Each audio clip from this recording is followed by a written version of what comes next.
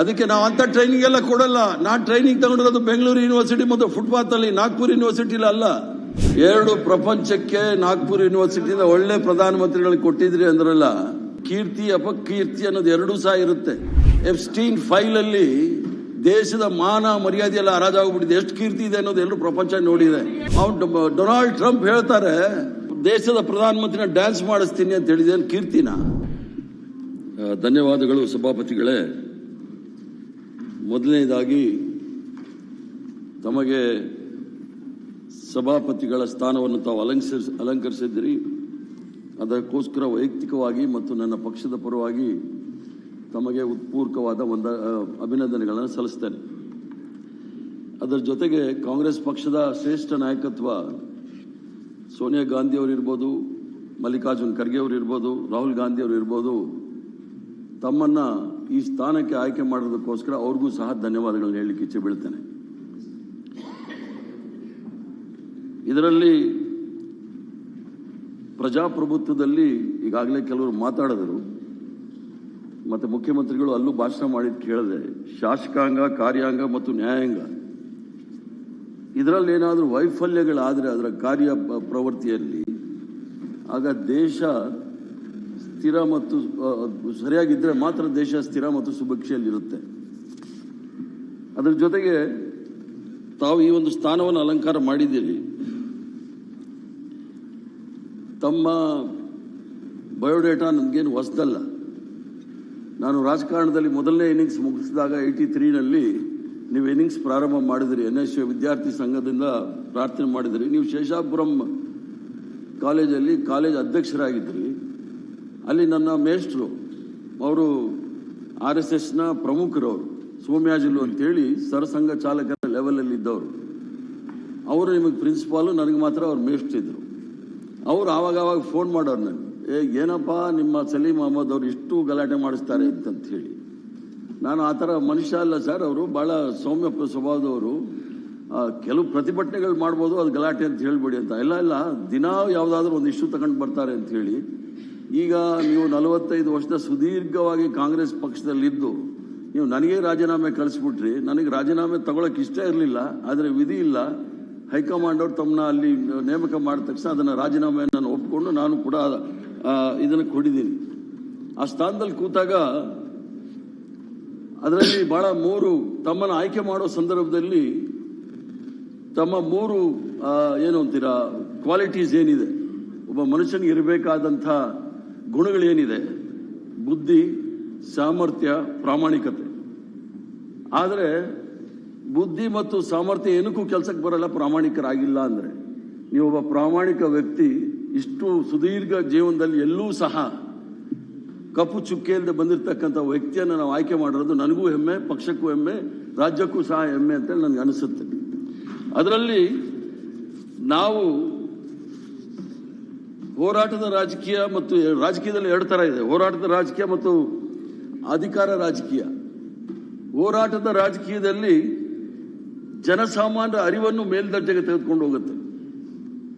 ಹೋರಾಟ ಮಾಡ್ಕೊಂಡು ನೀವು ರಾಜಕೀಯ ಮಾಡಿದಾಗ ಜನಸಾಮಾನ್ಯರ ಅರಿವಿರುತ್ತೆ ನೋಡಿ, ಅದು ಮೇಲ್ದರ್ಜೆಗೆ ಹೋಗುತ್ತೆ. ಅಧಿಕಾರದ ರಾಜಕೀಯ ಮಾಡುವಾಗ ಜನಸಾಮಾನ್ಯ ಅರಿವನ್ನ ಕೆಳದರ್ಜೆಗೆ ತೆಗೆದುಕೊಂಡು ಹೋಗುತ್ತೆ. ತಾವು ಹೋರಾಟದ ರಾಜಕೀಯದ ಮೂಲಕವೇ ಬಂದರೆ ವಿನಃ ಯಾವುದಾದ್ರೂ ಅಧಿಕಾರದ ರಾಜಕೀಯಕ್ಕೆ ಬರಲಿಲ್ಲ.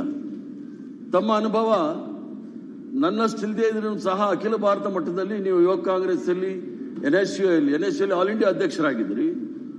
ಅದರ ಜೊತೆಗೆ ಯುವ ಕಾಂಗ್ರೆಸ್ ಅಲ್ಲಿ ಆಲ್ ಇಂಡಿಯಾ ಪ್ರಧಾನ ಕಾರ್ಯದರ್ಶಿಗಳಾಗಿದ್ರಿ. ಇವೆಲ್ಲವನ್ನು ಸಹ ಸುದೀರ್ಘವಾದ ಮುಗಿಸ್ಕೊಂಡು ಬಂದ್ರಿ. ಅದರಲ್ಲಿ ಕೆಲವು ವಿಚಾರದಲ್ಲಿ ನಮ್ಮ CT ರವಿ ಅವರು ಹೇಳಿದ್ರು, ವಿಕ್ರಮಾದಿತ್ಯನ ಕತೆ ಒಂದು ಪ್ರಸಂಗ. ನಾವಂತೂ ವಿಕ್ರಮಾದಿತ್ಯ ಕತೆ ಓದಿರೋ ಚಂದಮಾಮದಲ್ಲಿ. ಆ ಕತೆ ಶುರುವಾದಾಗಲೇ ಹೇಳುತ್ತೆ, ವಿಕ್ರಮಾದಿತ್ಯ ಬೇತಾಳನ ಶವವನ್ನು ಹೆಗಲ ಮೇಲೆ ಹಾಕೊಂಡು ಹೋದಾಗ ಕತೆ ಹೇಳ್ಕೊಂಡು ಹೋಗ್ತಾ ಇರೋದು ಅಂತ ಹೇಳಿ. ಅದರಲ್ಲಿ ಸರ್ವ ಸಂಘ ಪರಿತ್ಯಾಗಿ ಆದವನೇ ಸನ್ಯಾಸಿ ಆಗ್ತಾನೆ. ಅವನು ಜೀವನದಲ್ಲಿ ಎಲ್ಲ ಬಿಟ್ಟು ಇನ್ನೇನು ಬೇಡಪ್ಪ ಈ ಪ್ರಪಂಚದಲ್ಲಿ, ನಾನು ಎಲ್ಲವನ್ನು ತ್ಯಾಗ ಮಾಡಿ ಹೋಗ್ತಾ ಇದ್ದೀನಿ ಅಂತ. ಆದರೆ ಈಗ ಉಲ್ಟಾ ಆಗ್ಬಿಟ್ಟಿದೆ. ಸನ್ಯಾಸಿಗಳೇ ರಾಜಕಾರಣದಲ್ಲಿ ಬಂದ್ಬಿಟ್ಟಿದ್ದಾರೆ. ಇವಾಗ ನಾವೇನು ಮಾಡಬೇಕಾಗುತ್ತೆ CT ರವಿ ಅವರೇ? ಆ ಕಾಲ ಬೇರೆ, ಈ ಕಾಲ ಬೇರೆ, ಬಹಳ ಪರಿವರ್ತನೆ ಆಗ್ಬಿಟ್ಟಿದೆ. ಆದ್ರಿಂದ ಈ ವಿಕ್ರಮಾದಿತ್ಯ ಬೇತಾಳನ ಕತೆ ನೋಡಿದಾಗ ಎಸ್ ಸರ್, ನಾನು ಜೀವನದಲ್ಲಿ ಯಾವತ್ತೂ ಸನ್ಯಾಸಿ ಅಂತ ಹೇಳಲ್ಲ. ನಾನು ನೇರವಾಗಿ ಹೇಳ್ತಕ್ಕಂಥ ಸನ್ಯಾಸಿ ಆಗೋ ಪ್ರಶ್ನೆನೇ ಇಲ್ಲ. ಆದ್ರಿಂದ ಕೆಲವು ಸಂದರ್ಭದಲ್ಲಿ ಏನಂದ್ರಿ, ಆ ಮಟ್ಟಕ್ಕೂ ನಾನು ಹೋಗಿಲ್ಲ. ಅದನ್ನ ಆ ಲೇಪ ನಿಮಗಿದೆ, ಈಗ ಸದ್ಯಕ್ಕೆ ಆ ಲೇಪ ನಿಮಗಿದೆ.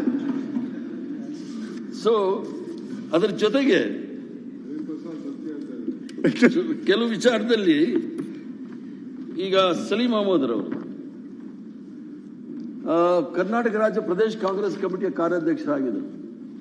ನಮ್ಮಲ್ಲಿ ಆಸ್ಕರ್ ಫರ್ನಾಂಡಿಸ್ ಬಿಟ್ರೆ 24 ಗಂಟೆ ಯಾರಾದ್ರೂ ಕೆಲಸ ಮಾಡ್ತಾ ಇದ್ರೆ ಈ ಸಲೀಮೆ. ನಾನು ಹೇಳ್ತಾ ಇದ್ದೆ, ಯಾಕ್ರಿ 1 ಗಂಟೆ 2 ಗಂಟೆವರೆಗೆ ಇರ್ತೀರಾ, ನಿಮ್ಗೇನು ಕೆಲಸ ಇಲ್ಲ ಅವ್ರದ್ದು. ನಾನೀಗ ಸದನದಲ್ಲಿ ಹೇಳ್ಬಾರ್ದು, ನಿಮ್ಗೆ ಇದೇನೋ ಕೆಲಸ 12 ಗಂಟೆ 2 ಗಂಟೆ ಮೇಲೆ ನೀವು ರಜಲ್ ಮಾರ್ಕೆಟ್ಗೆ ಟೀ ಕುಡಿಯೋಕೆ ಹೋಗ್ತೀರಾ, ಇಲ್ಲೂ ಹಂಗೆ ಮಾಡ್ತೀರಾ, ಬೇಗ ಅಂಗಡಿ ಮುಚ್ಚಿರ 12 ಗಂಟೆಗೆಲ್ಲ ಮುಚ್ಚಿಬಿಟ್ಟು ಹೋಗಿ ಅಂದ್ರೇನು 2 ಗಂಟೆ 3 ಗಂಟೆವರೆಗೆ ಕೆಲಸ ಮಾಡೋರು ಒಬ್ಬ ಕಾರ್ಯಾಧ್ಯಕ್ಷರಾಗಿ. ಅದು ಅಲ್ಲ, ಪಕ್ಷದ ಕೆಲಸ, ಅದನ್ನೇ ಹೇಳ್ತಾ ಇದ್ದ ಅವರು. ಅದಕ್ಕೋಸ್ಕರ ನಾನು ಪ್ರಾಮಾಣಿಕತೆ ಅಂತ ಹೇಳಿದ್ದು.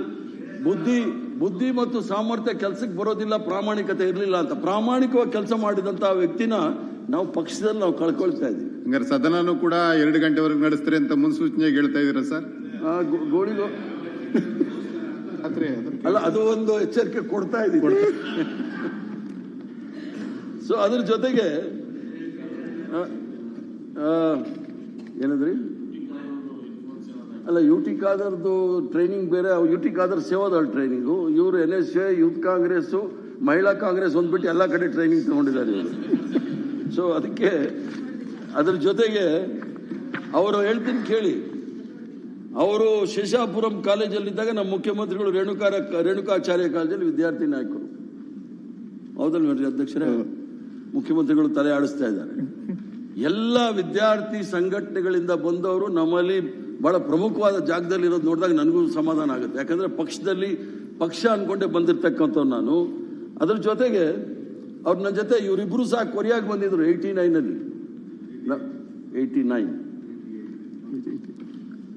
ಕೊರಿಯಾಗಿ ಬಂದಿದ್ದ ಸಂದರ್ಭದಲ್ಲಿ ನಾವು 500-600 ಜನ ಇದ್ವಿ. ಅದೇ ಲಾಸ್ಟ್ ಆಮೇಲೆ ಯೂತ್ ಅಂಡ್ ಸ್ಟೂಡೆಂಟ್ ಪ್ರೋಗ್ರಾಮ್ ಆಗೋದೇ ನಿಂತೋಯ್ತು ಅಂತಾರಾಷ್ಟ್ರೀಯ ಮಟ್ಟದಲ್ಲಿ. ಅದ್ರ ಜೊತೆಗೆ ಈ ಸಲೀಂ ಅಹಮದ್ ರವರು ACPYL ಅಂತ ಅಂತಾರೆ. ಅಮೆರಿಕಾದಲ್ಲಿ ಒಂದು NGO ಇದೆ. ಅದು ಅಮೆರಿಕದ ರಾಷ್ಟ್ರದ ಅಧ್ಯಕ್ಷರ ಚುನಾವಣೆ ಆಗುವಾಗ ಇಡೀ ಪ್ರಪಂಚದಲ್ಲಿ ಯಾರ್ಯಾರು ಪ್ರಜಾಪ್ರಭುತ್ವದಲ್ಲಿ ನಂಬಿಕೆ ಇಟ್ಕೊಂಡಿರ್ತಾರೆ ಅವರೆಲ್ಲ ಈ ಚುನಾವಣೆ ಪ್ರಕ್ರಿಯೆನ ನೋಡಿ ಅಂತ ಹೇಳಿ ಕರೆಸ್ತಾರೆ. ನಾನು 89 ಹೋಗಿದ್ದೆ, ಇವರು 2000 ಹೋಗಿದ್ದಾರೆ ಅಂತ ಕಾಣುತ್ತೆ. ಆ ಅನುಭವಗಳೆಲ್ಲ ಇರುತ್ತೆ ನೋಡಿ. ಆ ಅನುಭವ ಎಲ್ಲವೂ ಸಹ ಈ ಸದನದಲ್ಲಿ ತಂದು ಪ್ರಜಾಪ್ರಭುತ್ವವನ್ನು ಯಾವ ರೀತಿ ಗಟ್ಟಿಗೊಳಿಸಬಹುದು ಅನ್ನೋದನ್ನ ತಾವು ನೋಡಿಸ್ಬೇಕು ಅಂತ ಹೇಳ್ಕೊಳ್ತೀನಿ. ಜೊತೆಗೆ ಕೆಲವು ಪ್ರಸ್ತಾಪ ಆಯಿತು. ಸಭಾಧ್ಯಕ್ಷರು ವಿರೋಧ ಪಕ್ಷದವ್ರ ಹತ್ರ ನಾನು ಅವ್ರ ಹತ್ರ ಕೇಳ್ಕೊಂಡೆ, ನಮ್ಮ ವಿರೋಧ ಪಕ್ಷದ ನಾಯಕರ ಹತ್ರ. ನಾಮಿನೇಷನ್ ಆಗೋಗಿತ್ತು ನೋಡಿ. ಈ ರಾಜ್ಯದ ಪರಂಪರೆ ಇದೆ, ಚಿಂತಕರ ಚಾವಡಿ. ಇಲ್ಲಿ ಬಹಳಷ್ಟು ನಾನು ನೆನೆಸ್ಕೊಳ್ಳೋದು ಯಾರು ಅಂದ್ರೆ ಎಚ್ ನರಸಿಂಹಯ್ಯನವರು, MP ಶಾಸ್ತ್ರಿಗಳನ್ನ ನೆನೆಸ್ಕೊಳ್ತೀನಿ. ಇಬ್ರು ನನ್ನ ಗುರುಗಳೇ. ಅವರೆಲ್ಲ ಇದ್ದಂಥ ಮಹಾನ್ ವ್ಯಕ್ತಿಗಳು. ಅವರಿದ್ದಂಥ ಇದರಲ್ಲಿ ಸ್ವಲ್ಪ ದೊಡ್ಡತನ ತೋರಿಸಿ ಯುನಾನಿಮಸ್ ಆಗಿ ಮಾಡಿ ಅಂದೆ. ಅದು ನಾನು ಪಕ್ಷದ ವಿಚಾರದಲ್ಲಿ ಕೇಳಬೇಕಾಗತ್ತೆ ಅಂತಂದ್ರು. ಬಹಳ ಸಂತೋಷ. ಬಸವರಾಜ ಹೊರಟ್ಟಿಯವ್ರ ಬಗ್ಗೆ ನನಗೆ ಅಪಾರವಾದ ಗೌರವ. ಯಾವತ್ತೂ ಸಹ ನಾನು ಶಿವಕುಮಾರ್ ಅವ್ರನ್ನು ಕೇಳ್ಬೋದು, ಸಿದ್ದರಾಮಯ್ಯವ್ರನ್ನ ಇವ್ರನ್ನು ಕೇಳ್ಬೋದು. ಸ್ವಾಮಿ, ನಮ್ಮಲ್ಲಿ ಯಾರು ಲಿಂಗಾಯತರಲ್ಲಿ ದೊಡ್ಡ ಲೀಡ್ ಯಾರು ಇಲ್ಲ, ಅವ್ರನ್ನ ಕರೆಸಿ ಮುಖ್ಯಮಂತ್ರಿ ಮಾಡಿ ಅಂತ ಹೇಳಿದವ್ರು ನಾನು. ಈ ಸದನದಲ್ಲೂ ಸಹ ನಾನು ಹೇಳಿದ್ದೆ. ಆ ಗೌರವ ಇಟ್ಕೊಂಡಿದ್ದವ್ರು ನಾವು. ಅವ್ರಿಗೆ ನೋವಾಗ್ತಕ್ಕಂಥ ಕೆಲಸ ನಾವು ಯಾವತ್ತೂ ಸಹ ಮಾಡಿಲ್ಲ. ನಾನು ಮೊಟ್ಟ ಮೊದಲನೇ ನನ್ನ ಜೀವನದಲ್ಲಿ ಶಿವಕುಮಾರ್ ಅವರು ಅಷ್ಟು ಡೀಸೆಂಟ್ ಆಗಿ ಸಭ್ಯವಾಗಿ ಯಾರ ಹತ್ರ ಮಾತಾಡಿದ್ದೆ ಅಂದ್ರೆ ಅದು ನಿಮ್ಮ ಹತ್ರ ಮಾತಾಡಿದ್ದೆ ನಾನು ನೋಡಿದ್ದವ್ರು. ಅವ್ರು ಸ್ವಲ್ಪ ಮಂಡ್ಯ ಇದಲ್ಲ, ಮುಖ್ಯಮಂತ್ರಿಗಳ ಮೇಲೆ ಬಹಳ ಸಭ್ಯವಾಗಿ ನಿಮ್ಮ ಹತ್ರ ಮಾತಾಡಿದ್ದು ಅಂದ್ರೆ ಅವರು ಸಭ್ಯವಾಗಿ ಯಾರ ಹತ್ರ ಮಾತಾಡಲ್ಲ ಅಂತ ಒಂದು ಹಿಂಟ್ ಕೊಟ್ಟಂಗಾಗತ್ತೆ. ಬೇಡ, ಅದು ಬಂದೆ ಅವ್ರು ಜನರಲ್ ಆಗಿ ಬಹಳ ರಫ್ ಆಗಿ ಮಾತಾಡ್ತಾರೆ, ತಪ್ಪಾಗಿ ಮಾತಾಡೋದಂತಕ್ಕಂತ ಹೇಳ್ತಾರೆ. ಅಲ್ಲ, ಅವ್ರು ಯಾವಾಗಲೂ ಮೊಸರಲ್ಲಿ ಕಲ್ಲು ಹುಡುಕೋ ಅಭ್ಯಾಸ, ತೊಂದರೆ ಇಲ್ಲ, ಅದನ್ನ ನಾನು ಅನುಭವಿಸಿದ್ದೀನಿ. ಆ ಮಣ್ಣಿನ ಗುಣಕ್ಕೆ ಕರೆಕ್ಟ್ ಆಗಿದ್ದಾರೆ. ಯಾಕಂದ್ರೆ ನಿಮಗೆ ಬೇಕಾಗಿರೋದು ಅಂತವ್ರೆ. ಸಲೀಂ ಅಂತವರು ಅವರು ಹೇಳ ಅವ್ರಿಗೆ ಮುಸಲ್ಮಾನರಲ್ಲಿ ಬ್ರಾಹ್ಮಣರಿದ್ದಂಗೆ ಬಹಳ ಮಡಿವಂತರು. ನಿಮಗೆ ಬೇಕಾಗಿರೋದು ಡಿ ಕೆ ಶಿವಕುಮಾರ್ ಅಂತವ್ರು. ಯಾಕಂದ್ರೆ ಡಿ ಕೆ ಶಿವಕುಮಾರ್ಗೆ ಬಂಡೆ ಅಂತೀರಾ, ಬುಲ್ ಅಂತೀರಾ, ಎಲ್ಲ ಅಂತೀರಲ್ಲ, ಅವು ಬೇಕಾಗಿರೋದು ನಿಮ್ಗೆ ಅದೇ. ಯಾಕಂದ್ರೆ ನಯವಾಗಿ ಹೇಳಿದ್ರೆ ಯಾರಿಗೂ ಗೊತ್ತಾಗೋದಿಲ್ಲ. ನಾನು ಸಹ ಅವ್ರ ಸಂಬಂಧ ಇರೋದ್ರಿಂದ ನಾನೇ ಅವ್ರ ಮನೆಗೆ ಹೋದೆ. ನಾನು ಈ ಸದನದ ಸದಸ್ಯರಾಗಿರೋದ್ರಿಂದ ಚೇರ್ಮನ್ರನ್ನ ನಾವು ಎಲ್ಲೂ ಕರಿಬಾರ್ದು ಅಂತ ನಾನೇ ಮನೆಗೆ ಹೋಗಿ ನಮ್ಮ ಮುಂದೆ 2 ಆಪ್ಷನ್ ಇದೆ ಅಂತ ಹೇಳಿ, ನೋಡಿ ನೀವು ಹಿರಿಯರಿದ್ದೀರಿ, ಒಂದು ನಮಗೆ ಬಹಳ ಕ್ಲಿಯರ್ ಆಗಿದೆ, ಅವಿಶ್ವಾಸ ಮಂಡನೆ ಮಾಡಿ ಅಂತ ಹೇಳಿ. ಒಂದೇ ಸಲ ಅವಿಶ್ವಾಸ ಮಂಡನೆ ಮಾಡಿದಾಗ ಮುಖ್ಯಮಂತ್ರಿಗಳು ಹೇಳಿದ್ರು ಬೇಡ ಅವ್ರು ರಾಜೀನಾಮೆ ಕೊಡ್ತೀನಿ ಅಂತ ಹೇಳಿದ್ರು, ಬಿಟ್ಬಿಡಿ ಅಂದ್ರೆ ಆಯ್ತು ಬಿಟ್ವಿ. ನಾನು ಹೋಗಿ ಹೇಳಿದೆ ನೋಡಿ 2 ಆಪ್ಷನ್ ಇರೋದು, ಒಂದು ಅವಿಶ್ವಾಸ ನಿರ್ಣಯ ನಾವು ಮಂಡನೆ ಮಾಡಬೇಕು, ಇಲ್ಲ ಅಂದ್ರೆ ತಾವು ರಾಜೀನಾಮೆ ಕೊಟ್ಟರೆ ಅದು ಪ್ರಸಂಗ ಬರಲ್ಲ. ಒಂದು ಜ್ಞಾಪಿಸ್ತೀನಿ, ವಿರೋಧ ಪಕ್ಷದ ನಾಯಕರೇ, ಹೋದ ಬಾರಿ ಅವ್ರು 45 ವರ್ಷ ಆಗಿದೆ ಅಂತ ಹೇಳಿ ಇದೇ ಸದನದಲ್ಲಿ ಬೆಳಿಗ್ಗೆಯಿಂದ ಸಾಯಂಕಾಲದವರೆಗೂ, ನಾನು ಅದು 2ನೇ ಭಾಷಣ ಮಾಡಿದ್ದು, ಮಂಜುನಾಥ್ ಭಂಡಾರಿ ಮೊದಲು ಮಾಡಿದ್ರು, ನಾನು 2ನೇ ಮಾಡಿದೆ ಸ್ವಲ್ಪ ಲೈನ್ ಹೋಗ್ಲಿ ಅಂತ ಹೇಳಿ ದಿವಸ ಪೂರ್ತಿ ಅವ್ರನ್ನ ಹೊಗಳಿದ್ದೀವಿ, ದಿವಸ ಪೂರ್ತಿ. ಆದರೆ ಭೋಜೇಗೌಡರು ಏನು ಹೇಳಿದ್ರು ಅಂತ ನಾನು ಹೇಳಕ್ಕೆ ಹೋಗೋದಿಲ್ಲ. ದಿವಸ ಪೂರ್ತಿ ನಾವು ಅವನ್ನ ಬಹಳ ದೊಡ್ಡ ಮಟ್ಟದಲ್ಲಿ ಹೊಗಳಿದ್ದೀವಿ. ನೀವು ಅವಿಶ್ವಾಸ ಮಂಡನೆ ಮಾಡಿದಾಗ ನಾವು ಹೊಗಳ್ತೀವಿ ಅನ್ಕೊಂಡಿದ್ದೀರಾ? ರಾಜಕೀಯ ಪಕ್ಷದವ್ರು ನಾವು ಅವಿಶ್ವಾಸ ಮಂಡನೆ ಮಾಡಿದಾಗ ಹೊಗಳೋ ಪ್ರಶ್ನೆನೇ ಇಲ್ಲ. ನೀವು ಶತ್ರುಗಳಲ್ಲ, ನಮಗೆ ವಿರೋಧದವರು. ಯಾಕಂದ್ರೆ ಆ ವಿಚಾರಗಳು ನಾನು ಆವಾಗ ಹೇಳ್ತಾ ಇರ್ತೀನಿ, ಪಾಕಿಸ್ತಾನ ವಿಚಾರ ಬಂದಾಗಲೂ ನಾನು ಹೇಳಿದ್ದೀನಿ, ನೀವು ನಮ್ಮ ಶತ್ರುಗಳಲ್ಲ, ವಿರೋಧಿಗಳು, ರಾಜಕೀಯ ವಿರೋಧಿಗಳು. ನಾವು ಏನೇನು ಹೇಳ್ಬೇಕು ಅದೆಲ್ಲ ಹೇಳ್ಬಿಡ್ತಾ ಇದ್ವಿ. ಅದರಲ್ಲಿ ಹೇಳ್ತೀನಿ ಕೇಳಿ, ಇನ್ನೊಂದು ಬಹಳ ಸ್ವಾರಸ್ಯಕರವಾದ ಬರ್ಕೊಂಡೆ, ಅದು ಕೈಗೆ ಸಿಗ್ತಾ ಇಲ್ಲ. ಮಾಡಿದಾಗ ಕೆಲವು ಸಂದರ್ಭದಲ್ಲಿ ಸದನದ ಗೌರವ ಕೂಡ ಕಮ್ಮಿ ಆಗ್ಬೋದಿತ್ತು. ಅದಕ್ಕೋಸ್ಕರ ನಾನೇ ಹೋಗಿ ಅವ್ರ ಹತ್ರ ಒಂದು ರಿಕ್ವೆಸ್ಟ್ ಮಾಡಿಕೊಂಡು, ನೀವು ಹಿರಿಯರಿದ್ದೀರಿ, ನಿಮ್ಮ ಹಿರಿತನ ಈ ರಾಜಕಾರಣದಲ್ಲಿ ಯಾರೂ ಇಲ್ಲ, ನೀವು ಆದಷ್ಟು ದೊಡ್ಡ ಮನಸ್ಸು ಮಾಡಿ ಬಿಡಿ ಅಂತ ಹೇಳಿ. ಸೊ ಅವ್ರು ಒಪ್ಕೊಂಡ್ರು. ಮುಖ್ಯಮಂತ್ರಿಗಳು ಸಹ ಅವ್ರ ಮನೆಗೆ ಹೋಗಿ ಮಾತಾಡಿ ಮುಖ್ಯಮಂತ್ರಿಗಳು ಸಹ ನಾನು ರಾಜೀನಾಮೆ ಕೊಡ್ತೀನಿ ಅಂತ ಹೇಳಿದ್ರು. ಅಲ್ಲಿಗೆ ನಾವು ಬಿಟ್ವಿ.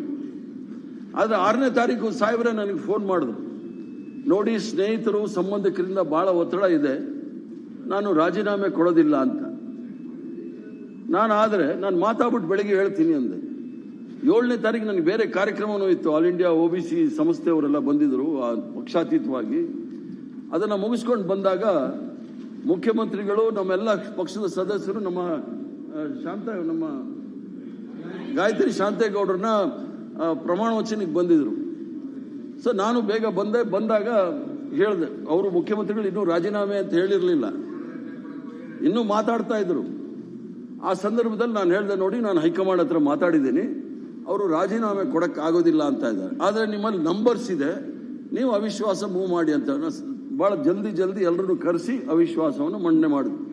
ಆಗ ಮುಖ್ಯಮಂತ್ರಿಗಳು ಸಹ ಅಲ್ಲಿ ಬಹಳ ಸೌಜನ್ಯವಾಗಿ ಹೊರಟ್ಟಿ ಸಾಹೇಬ್ರಿಗೆ ಹೇಳಿದ್ರು, ನೋಡಿ ಇದು 2 ನಮ್ಮ ತಿಳಿಯೋದು, ಒಂದು ರಾಜೀನಾಮೆ ಕೊಡಬೇಕು, ಇಲ್ಲ ಅವಿಶ್ವಾಸಕ್ಕೆ 11 ಗಂಟೆ ಅವಿಶ್ವಾಸ ನಾವು ಫೈಲ್ ಮಾಡಿಬಿಟ್ಟಿದ್ವಿ.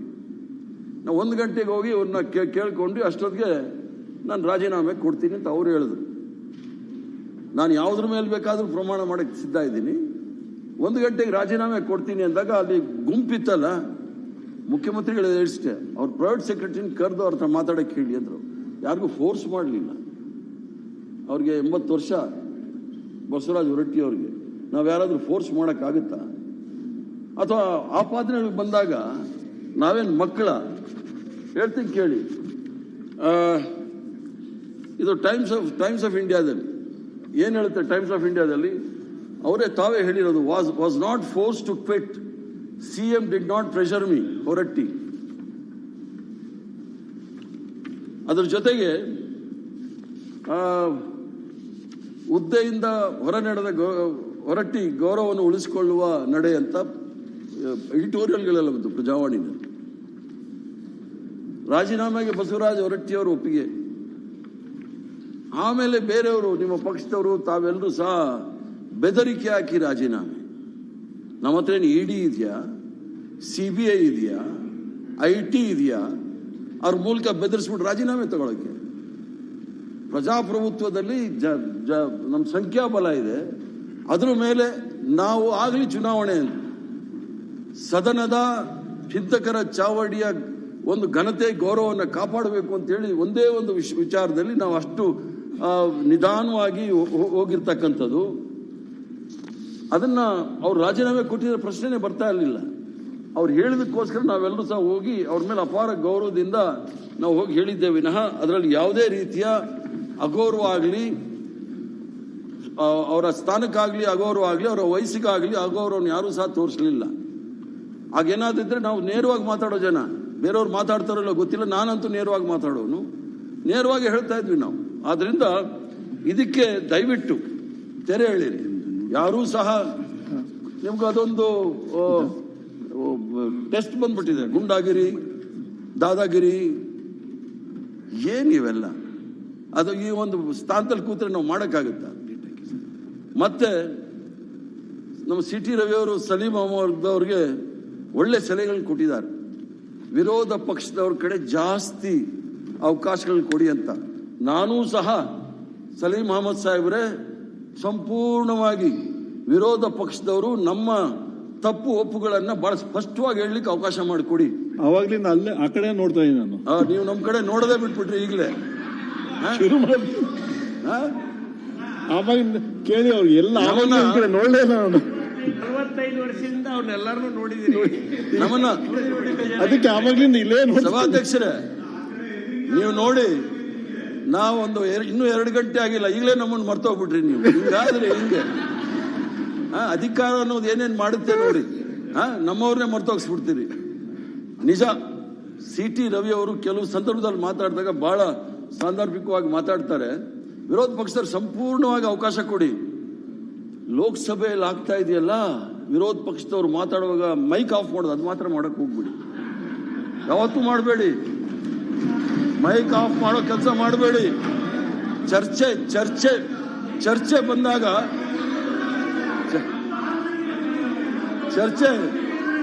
ಚರ್ಚೆಗೆ ಬಂದಾಗ ಹಂಗಾಗಿದೆಯಾ ಆಫ್ ಆಗಿದೆಯೋ ಗೊತ್ತಿಲ್ಲ, ನಿಮ್ ನಾಯಕರಿಗೆ ಅದು ಗೊತ್ತಾಗಿಲ್ಲ. ನಾನು ಪಾರ್ಲಿಮೆಂಟ್ ಅಲ್ಲಿ 19 ವರ್ಷ ಇದ್ದವನು. ಆದ್ರಿಂದ ಅದಕ್ಕೆ ನಾವು ಅಂತ ಟ್ರೈನಿಂಗ್ ಎಲ್ಲ ಕೊಡಲ್ಲ. ನಾನು ಟ್ರೈನಿಂಗ್ ತಗೊಂಡಿರೋದು ಬೆಂಗಳೂರು ಯೂನಿವರ್ಸಿಟಿ ಮತ್ತು ಫುಟ್ಪಾತ್ ಅಲ್ಲಿ, ನಾಗ್ಪುರ್ ಯೂನಿವರ್ಸಿಟಿಲಿ ಅಲ್ಲ. ಸೊ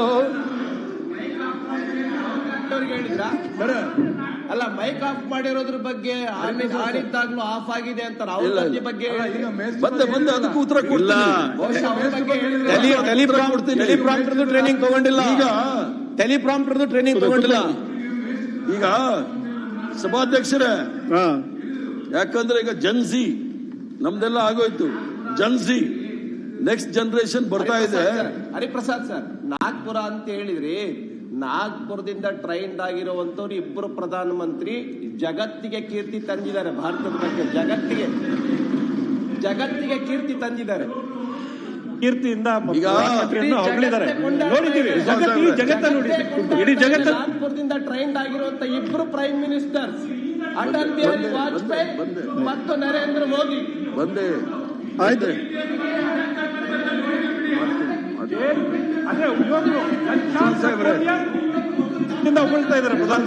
ಇಲ್ಲ, ಉದ್ಯೋಗ ಕೊಡಕ್ಕಾಗಿಲ್ಲ ಯುವಕರಿಗೆ. ನಾನು ಉತ್ತರ ಕೊಡ್ತೀನಿ. ಸಭಾಪತಿಗಳು ಅವ್ರು ಯಾರು? ಮುಖ್ಯಮಂತ್ರಿಗಳು ಯಾರೋ ಹೊಸಬರು ಪರಿಚಯ ಮಾಡಿಸ್ತಾರೆ ಅವ್ರಿಗೆ, ಚಿಂತೆ ಮತ್ತೆ ಮಾಡಿಸ್ಬಿಡಿ. ಅವ್ರು ಯಾರು ಗೊತ್ತಾಗ್ಬಿಡ್ಲಿ. ರವಿ ಅವರೇ 2 ಪ್ರಪಂಚಕ್ಕೆ ನಾಗ್ಪುರ್ ಯೂನಿವರ್ಸಿಟಿಯಿಂದ ಒಳ್ಳೆ ಪ್ರಧಾನಮಂತ್ರಿಗಳಿಗೆ ಕೊಟ್ಟಿದ್ರಿ ಅಂದ್ರಲ್ಲ, ಕೀರ್ತಿ ಅಪಕೀರ್ತಿ ಅನ್ನೋದು 2 ಸಹ ಇರುತ್ತೆ.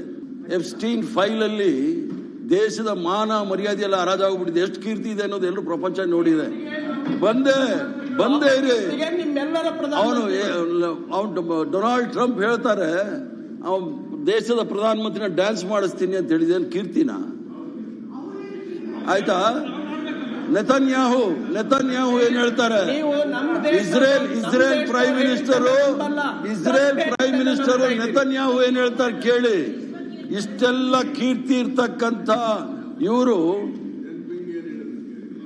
ಜಂಗ್ಪಿಂಗ್ ಏನ್ ಹೇಳ್ದು ಅದು ಬೇಡ. ಈಗ ಅಷ್ಟೆಲ್ಲ ಕೀರ್ತಿ ಇದ್ದವರು ನಾನೆಲ್ಲನೋ ಎಲ್ಲೆಲ್ಲ ಹೊಟ್ಟೋಗುತ್ತೆ, ಅದರಿಂದ ಬೇಡ, ನಿಲ್ಲಿಸ್ಬಿಡಿ.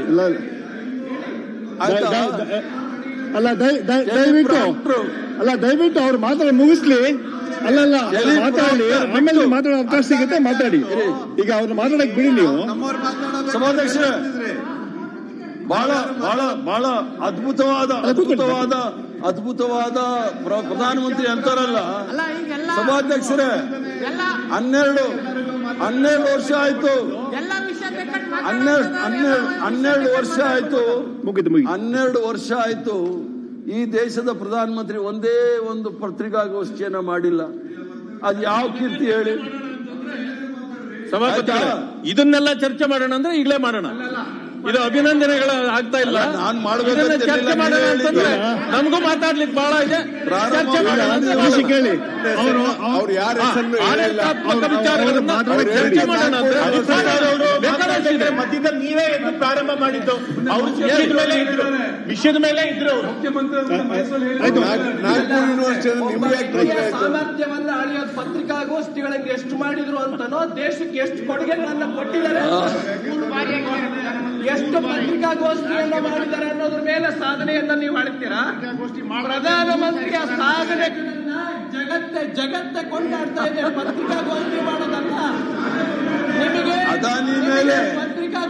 ಅದಾನಿ ಮೇಲೆ ಅಮೆರಿಕ ಕೋರ್ಟ್ ಕೇಸ್ ಹಾಕಿಟ್ಟಿದೆ. ಅದಾನಿ ಮೇಲೆ ಕೋರ್ಟ್ ಏನಾಗಿದೆ ಅಂತ ಹೇಳಿ.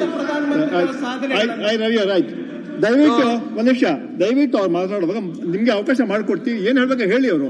ಅಲ್ಲ, ಒಂದ್ ನಿಮಿಷ ನಾನು ಟೈಮ್ ರಿಸ್ಟ್ರಿಕ್ಟ್ ಮಾಡಿದ್ದೀನಿ. ಆದ್ರೆ ನೀವು ಅವ್ರನ್ನ ಡಿಸ್ಟರ್ಬ್ ಮಾಡ್ತಾ ಇದ್ದೆ, ಆ ಟೈಮ್ ಅದಕ್ಕೆ ಹೋಗ್ತಾ ಇದೆ. ಡಿಸ್ಟರ್ಬ್ ಮಾಡಕ್ ಹೋಗ್ಬೇಡಿ, ಅದು ಮಾತಾಡಿ. ಅಲ್ಲ ಅವ್ರು ಮುಗಿಸ್ತಾರೆ. ಅಲ್ಲ, ಅವ್ರು ಮಾತಾಡಿ ಹೇಳಿ. ನಾನು ಡೈವರ್ಟ್ ಮಾಡೋನಲ್ಲ. ಅವ್ರೇನಾದ್ರು ಕೇಳಿದ್ರೆ ಉತ್ತರ ಕೊಡ್ಬೇಕಲ್ಲ. ಟ್ರೈನಿಂಗ್ ಹೋದ್ರು ಅದಕ್ಕೆ ಉತ್ತರ ಕೊಟ್ಟೆ ಅಷ್ಟೇ. ಆದ್ರಿಂದ ಈ ಒಂದು ಚಿಂತಕರ ಚಿಂತಕರ ಚಾವಡಿಯಲ್ಲಿ ತಾವು ಸಭಾಪತಿಗಳ ಸ್ಥಾನವನ್ನು ಅಲಂಕರಿಸಿದ್ದೀರಿ. ಪ್ರಜಾಪ್ರಭುತ್ವ, ಸಂವಿಧಾನ ಮತ್ತು ಜಾತ್ಯತೀತ ತತ್ವವನ್ನು ಕಾಪಾಡತಕ್ಕಂಥ ಕೆಲಸವನ್ನ ಮುಂದುವರಿಸಿಕೊಂಡು ಸಂವಿಧಾನದ ಚೌಕಟ್ಟಿನಲ್ಲಿ ಮತ್ತು ಈ ಸದನದ ನಿಯಮಾವಳಿಯ ಚೌಕಟ್ಟಿನಲ್ಲಿ ಸದನವನ್ನು ನಡೆಸಿ ಒಳ್ಳೆ ಕೀರ್ತಿಯನ್ನು ಕರ್ನಾಟಕ ರಾಜ್ಯಕ್ಕೆ ಮತ್ತು ಸದನಕ್ಕೂ ಸಹ ತನ್ನಿ ಅಂತೇಳಿ ಹಾರೈಸಿ ನನ್ನ ಮಾತು ಮುಗಿಸ್ತೇನೆ. ನಮಸ್ಕಾರ.